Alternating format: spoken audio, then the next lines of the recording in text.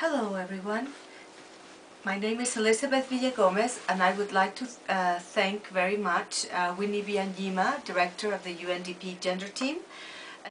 I'm very happy to have had this chance through internet to address your meeting. I would like to speak about the costs of domestic violence, of violence against women, and how they may be related to the goal of achieving the MDGs today. The economic dimension of the problem of violence against women has come to complement other perspectives, such as the human rights perspective and also the judicial or health perspectives, and it adds new arguments in favor of programs aimed at prevention and at victim support. The estimations of the economic cost of gender-based violence, and more specifically domestic violence, referred to in different countries, have resulted in extremely high figures, even though these studies only contemplate part of the effects, those that are usually more easily quantifiable. Why is it important to look at the cost of gender-based violence, and why is it important to link them to the achievement of development goals? Well, in the first place, beyond the benefit of having an approximate calculation of the social costs involved, the effort made in the quantification exercise itself offers other additional results. The final figure that comes from these different studies can be a very powerful advocacy tool which actually compares the cost to the expenditure made in prevention or addressing the problem. It also increases the knowledge of the effects and also increases the knowledge about the different actors involved in the problem. Therefore, this type of studies actually favor the design of an efficient assistance and prevention programs. It favors the dissemination of the phenomenon as a social phenomenon, and it exposes the statistical gaps in the lack of information for adequate monitoring and evaluation systems. These costs actually involve the actual cost to the victim, to individuals. It could also be to the children of the victims and to the family of the victims. These costs, as I've already pointed out, are very large according to all the studies made, and all these studies, it has to be said, depend on the methodology used and, of course, on the situations in different countries.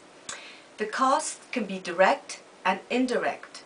So far, what the studies show is that the highest cost is, of course, to the victim and her most immediate family.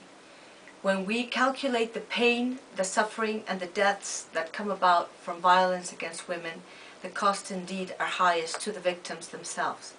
Next comes the very, very large amount of cost to the public systems, especially to the health sector, but also to the education sector, as for example, children of the victims can have problems in school, and thus the investment in schools can be reduced. The return to the investment in school reduced. Also, there are very, very large indirect costs for employers, and I think it is in these areas where we can find the links to MDGs. In the area of health, for example, there have been various studies across the world which show that violence, domestic violence in particular, begins when women are pregnant. This, of course, has a big impact on maternal health and also in infant mortality. Also, in the area of the MDG for gender equality, we can point to three very important impacts: unemployment, on access to health, and also access to education.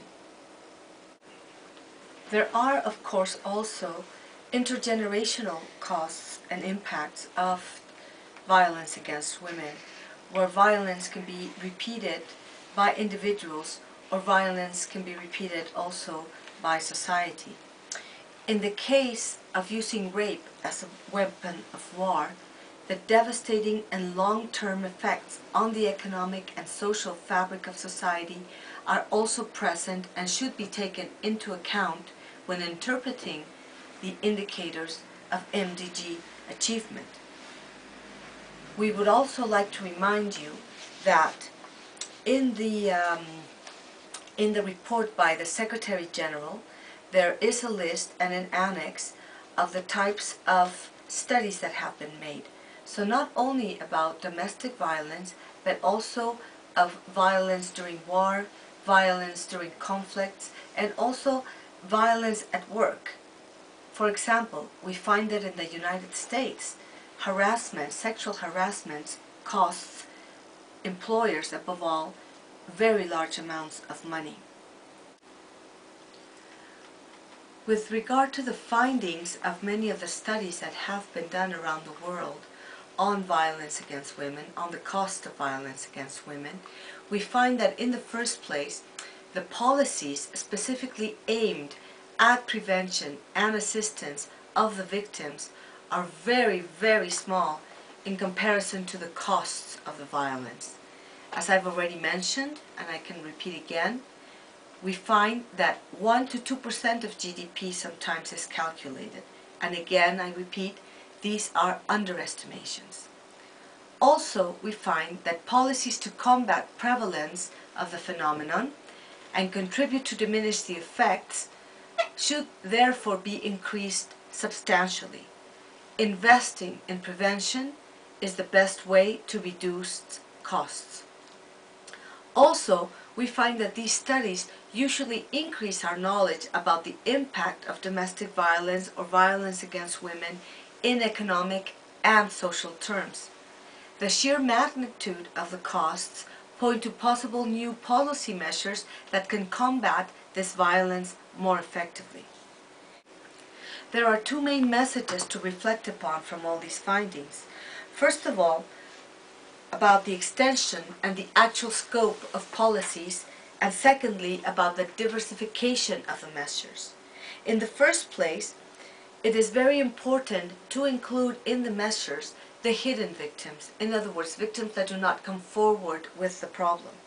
Here, of course, the authorities have a large role to play, since it is to them that most of the victims come to when they have this problem, or to civil society groups that need to be empowered in order to deal with the problem.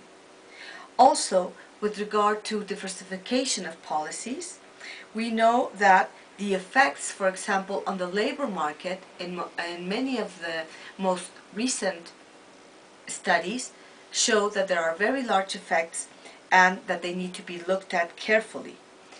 Some countries have made great strides in this, and in that aspect also a global vision should be taken about the learning and the policies that other countries have taken into effect. Of course, when we're talking about developing countries, it's very, very important to take into account the culture and the level of the violence. Why do I say this?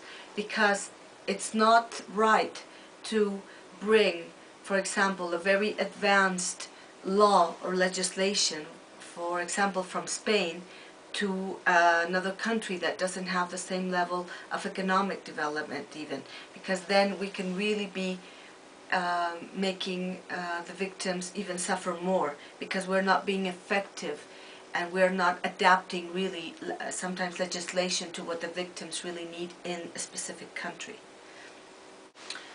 Finally, two things.